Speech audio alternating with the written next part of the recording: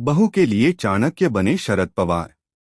सुनेत्रा के निर्विरोध निर्वाचन के लिए पर्दे के पीछे निभाई अहम रणनीतिक भूमिका।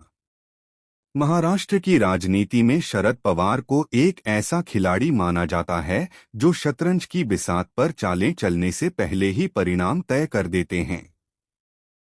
बारामती उपचुनाव में अपनी बहू सुनेत्रा पवार के निर्विरोध निर्वाचन के लिए उन्होंने जिस तरह से पर्दे के पीछे रणनीतिक भूमिका निभाई है, उसने एक बार फिर उनके चाणक्य होने के दावे को पुख्ता कर दिया है। शुरुआत में कांग्रेस इस सीट पर आकाश मोरे को उतारकर चुनाव लड़ने पर अड़ी थी।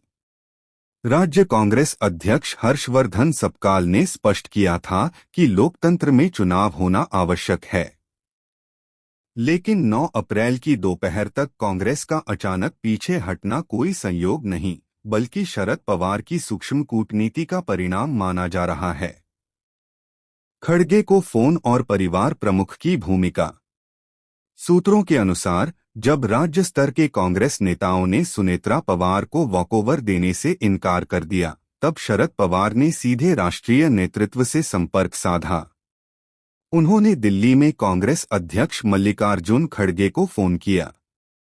इस बातचीत के दौरान पवार ने महाराष्ट्र की उस पुरानी राजनीतिक परंपरा का हवाला दिया जिसमें किसी वरिष्ठ नेता के निधन के बाद उनके परिवार के सदस्य के खिलाफ उम्मीदवार नहीं उतारा जाता।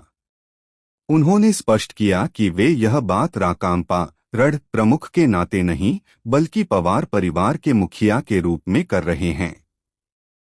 इस भावनात्मक और रणनीतिक अपील के बाद खड़गे ने कांग्रेस उम्मीदवार को नामांकन वापस लेने का निर्देश देने का आश्वासन दिया। राज्य के नेताओं को दिल्ली से संदेश। शरद पवार की दिल्ली में सक्रियता के बाद ही महाराष्ट्र कांग्रेस के सुर बदले।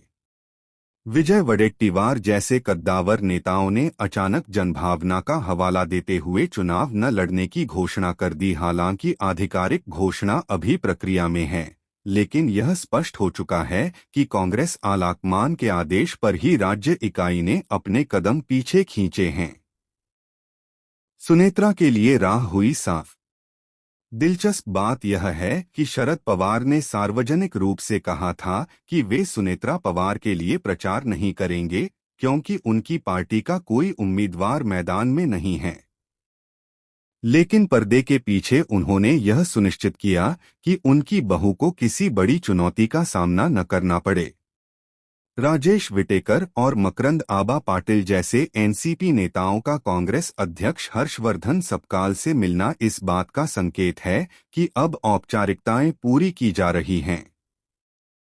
9 अप्रैल की शाम तक बारामती उपचुनाव के निर्विरोध होने की आधिकारिक पुष्टि होने की पूरी संभावना है, जिसका श्रेय सीधे तौर पर शरद पवार की कूटनीति को जाता है।